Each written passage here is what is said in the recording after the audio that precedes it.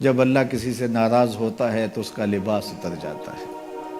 تو لباس کا مختصر ہوتے چلے جانا یہ کوئی دلیل اس بات کی نہیں ہے کہ یہ بندہ ترقی یافتہ ہو گیا ہے، بلکہ یہ اس بات کی دلیل ہے کہ اللہ اس سے ناراض ہو رہا ہے، اس کا لباس سکڑتا چلا جا رہا ہے۔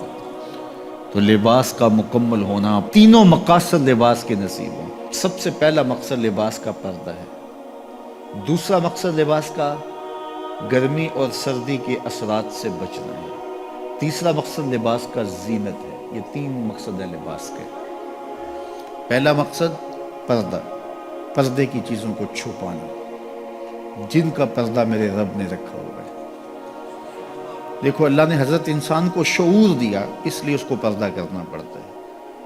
جن کو شعور نہیں ہے ان کے پردے کا قدرت نے خود اہتمام کیا ہے۔ جانوروں کے بال رکھے ہیں اور ان کے کچھ اعضاء اس طرح پیدا کیے ہیں کہ ان کا پردہ رہتا ہے، لیکن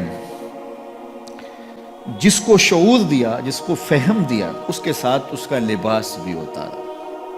اور شرم اور حیا جب ہوتی ہے تو لباس کا اترنا طبیعت پہ شاک گزرتا ہے۔ اگر اعضائے بدنیہ کا اظہار ہو لباس سے تو پھر لباس کا یہ بنیادی مقصد تھا تو یہ بھی پورا نہیں ہوگا۔ اس لیے فرمایا، جو عورتیں لباس پہن کر بھی ننگی نظر آتی ہیں قیامت کے دن برہنہ اٹھائی جائیں گی، رسوا کر دی جائیں گی۔ لباس پہننے کے باوجود بھی وہ جو ہے وہ برہنہ دکھائی گئی۔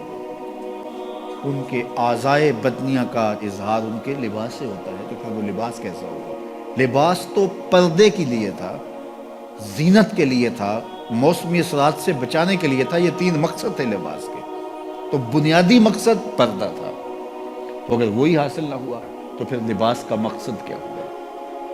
تو یہ بات ذہن میں رکھیے گا کہ جب کسی بھی معاشرت میں ان کا لباس سمٹتا ہے تو پھر معاشرے کے اندر جو ہے وہ بے حیائی پھیلتی۔ آج کل یہ شارٹس پہننے کی عادت ہو گئی ہے اور اس میں یہ گھٹنے بھی ننگے ہوتے ہیں، جبکہ گھٹنا شامل ہے آپ کے پردے میں، آپ کے سطر میں۔ مرد کا سطر گھٹنے سے لے کے ناف تک ہے۔ اگر کسی مجبوری سے یا کسی وجہ سے وہ کوئی ایسا لباس پہنتا بھی ہے تو وہ اپنے گھٹنوں کو ننگا نہیں رکھے گا اور ننگا نہیں ہونے دے گا، تو یہ اس کے پردے میں شامل ہے۔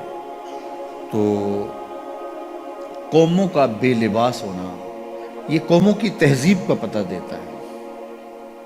میں وہاں اندلس میں گیا تو قرطبہ میں اور غرناطہ میں تاریخ دیکھنے کے لیے میں 2 دفعہ گیا، اور مجھے یہ تھا کہ میں جہاں مسلمانوں نے ایک مدت تک حکومت کی ہے ان مناظر کو اپنی آنکھوں سے دیکھوں۔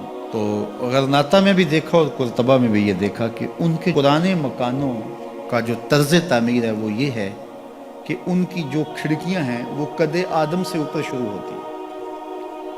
یعنی ہمارے ہاں تو وہ آج کل یہ نیا جو طرز تعمیر آیا ہے کچھ عرصے سے کہ 4 فٹ کی گلی ہم اطراف میں چھوڑتے ہیں اور دیوار اوپر کر کے تو کھڑکیاں نیچے تک لے جاتے ہیں، تو تاکہ ہوا کی گزرگاہ آسان ہو۔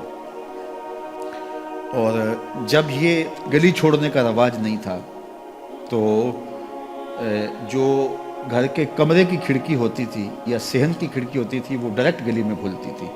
تو اس وقت طرز تعمیر جو مسلمانوں کا تھا اور جو دوسرے لوگوں کا طرز تعمیر تھا اس میں فرق تھا۔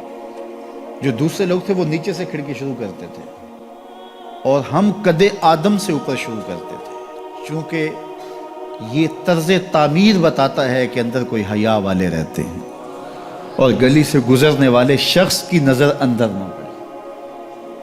تو میں نے دیکھا ہے کہ مغرب کے اندر تو یہ تصور نہیں ہے کہ قد آدم پہ کھڑکیاں ہوں، لیکن وہاں قد آدم پہ پرانے مکانوں کی کھڑکیاں دیکھی ہیں، تو یہ طرز تعمیر بتاتا ہے کہ مسلمانوں کے خمیر میں حیا رکھا ہے۔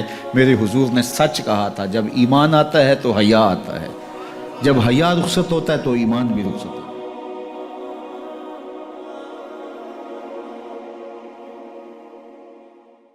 Mm-hmm.